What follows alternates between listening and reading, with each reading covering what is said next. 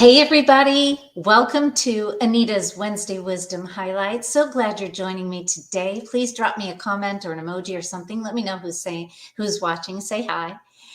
I wanted to talk a little today about love. Of course, yesterday was Valentine's Day and everybody was talking about love on Valentine's Day, but I wanted to bring this point out.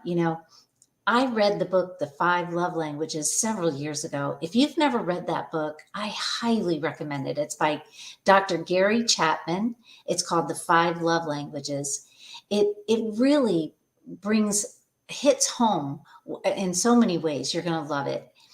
The premise, basically, it talks about how we all love differently. We show love differently and we receive love differently. And sometimes they're the same love language and sometimes they're different. Like, a married couple sometimes have the same love language, sometimes they don't.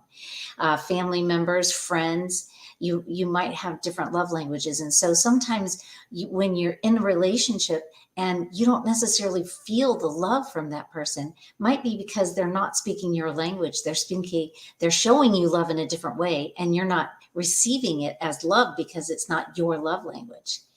And one of my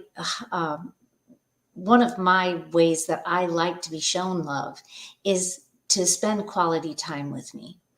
And also the second one is affection. And, when my husband started working overseas about 15 years ago, 17 years ago now, those two love languages those needs were not getting met. I was not getting to spend a lot of quality time with him, and I wasn't getting a lot of affection. He was overseas for, 6 months, sometimes a year at a time. So obviously that need was not getting met for me. And it was really a struggle at first, but I had to learn to start telling myself that Jeff does love me, even though I'm not feeling loved right now because he's not able to meet those needs. He's not able to speak my language right now, but I still have to believe that Jeff loves me.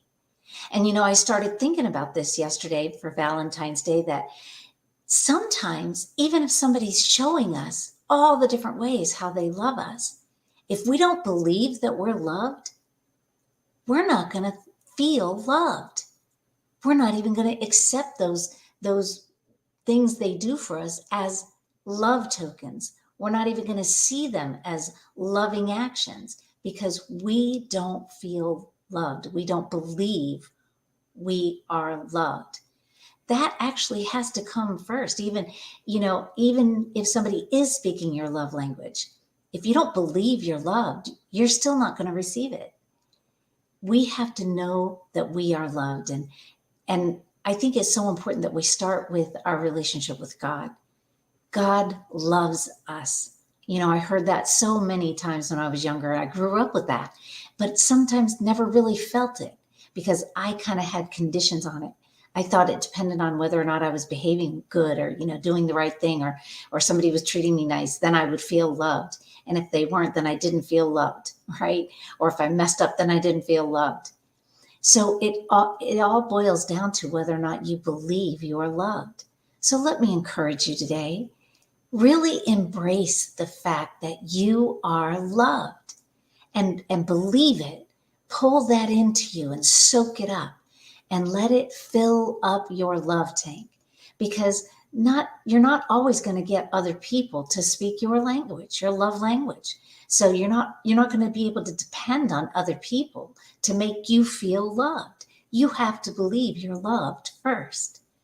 Just thought I'd throw that out there for you today. Let me know what you think. And if you know what your love languages are, share that with me. Put it in the comments. If you know the 5 love languages, they're quality time, affection, acts of service, words of affirmation, and hope. I forget what the 5th one is. I'll have to go grab the book. But tell me what your love language is. All right. See you later. Thanks, guys.